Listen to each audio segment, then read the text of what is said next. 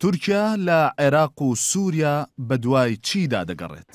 ئایا هەنگاوەکانی ئەم دوایانەی تورکیا لە ناردنی هێز بۆ ئەو دوو وڵاتە و هەروەها کۆکردنەوەی هێز لەسەر سنوورەکانی هەردوو وڵاتەکە هەنگاوێکی استراتیژین یاخۆت تەنیا کاردانەوەن بە گۆڕانکارەکانی ناوچەکە؟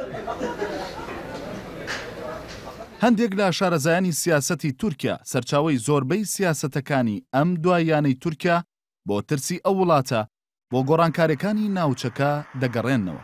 عێراق و سووریا بۆ تورکیا دوو دەروازن بەڕووی ڕۆژهەڵاتی ناوەڕاستدا، بەڵام لە ئێستادا زۆربەی سنوورەکانی تورکیا لەگەڵ ئەو دوو وڵاتەدا لە کۆنتڕۆلی ئەو هێزانەدایە کە تورکیا بە دوژمنیان دەزانێت. هەروەها تورکیا هەست دەکات لەلایەن ڕکابەرە ناوچەیەکەی خۆیەوە واتە ئێرانەوە خەریکە خەفە دەکرێت.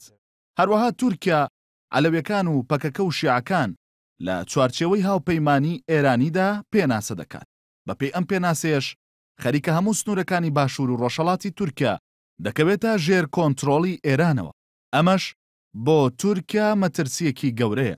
لە سووریا لە نزیک دەریای ناوەڕاستەوە واتە لە پارێزگای هاتای هاوسنوورە لەگەڵ عەلەویەکانی سووریا کە پشتگیری لە بەشار ئەسەد دەکەن و هاوپەیمانی ئێرانن لە عەفرینەوە تا دەگاتە سنووری عێراق جگە لە ناوچەکانی نێوان جەرابلوس و ئەعزاز نەبێت هاوسنوورە لەگەڵ پێدا کە تورکیا پێدا بە بەشێک لە پەکەکە دادەنێت. لە عێراقیش لە پارێزگای نینەوە پەکەکە لە ناوچەی شەنگال هێزی خۆی جێگیر کردووە و بەوتەی ئەردۆغان پەکەکە شەنگالی کردووە بە قەندیلی دووهەم. جگە لەوەش لەم دوایانەشدا حەشدی شەعبی هەوڵی کۆنتڕۆڵکردنەوەی تەلعەفەر دەدات.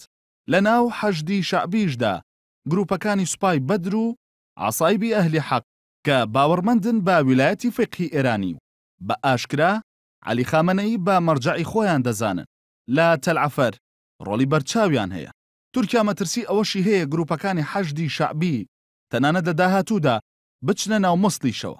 بەم شێوەیە لە سنووری پارێزگای نینەواشەوە تورکیا دەبێتە دراوسێی پەکەکە و حەشدی شەعبی. هەر لە عێراق و لای هەرێمی کوردستانیشەوە هەرچەندە تورکیا هاوسنوورە لەگەڵ ناوچەکانی ژێردەسەڵاتی پارتی دیموکراتی کوردستان کە پارتی پەیوەندیەکی بەهێزی لەگەڵ تورکیادا هەیە، بەڵام کێشەی تورکیا لەو ناوچانەشدا ئەوەیە کە ناوچەیەکی شاخاوین و لە کرداردا لە کۆنتڕۆڵی پەکەکەدایە. لە لای ڕۆژهەڵاتیشەوە کە سنوورەکانی لەگەڵ ئێراندایە بەهۆی شاخاوی بوونی سنوورەکانیشەوە پەکەکە بە درێژایی ساڵانی ڕابردوو لەو سنوورانەدا چالاکی هەبووە. تەنانەت ئەو کاتانەشی کە ئێران و تورکیا پەیوەندێکی بەهێزیشیان هەبووە نەیتوانیوە ئەو سنوورانە بەڕووی پەکەکەدا دابخەن. هەر بۆیە بە بۆچوونی بەشێک لە شارەزایانی سیاسەتی تورکیا کاردانەوەی ئەو وڵاتە بۆ دوورخستنەوەی هەڕەشەکانی سەرسنووری وڵاتەکەی خۆی لەم چەند خاڵەدا دەبینێتەوە. یەکەم، لە سووریا لە ترسی ئەوەی جارێکی دیکە پەیوەندەکانی لەگەڵ ڕووسیا تێک نەچێت لە کرداردا ناتوانێت هیچ هەنگاوێک بنێت لە دژی ناوچەکانی ژێردەسەڵاتی بەشار ئەسەد واتە ناوچەی عەلەویەکان. دووەم، لە سنوورەکانی لەگەڵ ڕۆژئاوای کوردستان تورکیا لە هەوڵدایە لە ڕێگەی هێزەکانی سوپای ئازادەوە پشتێنەیەکی ئەمنی لە نێوان کانتۆنەکانی عەفرین و کۆبانێ دروست بکات.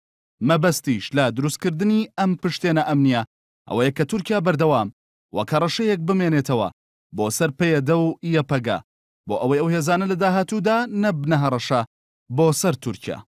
سێهەم، لە مووسڵیش با جێگیرکردنی هێزەکانی لە باشیک و هەروەها لە ڕێگەی هەندێک لە سوننەکانەوە لە هەوڵدایە ڕێگری بکات لەوەی لە داهاتوودا هێزەکانی حەشدی شەعبی لە دەوروبەری مووسڵ بمێننەوە.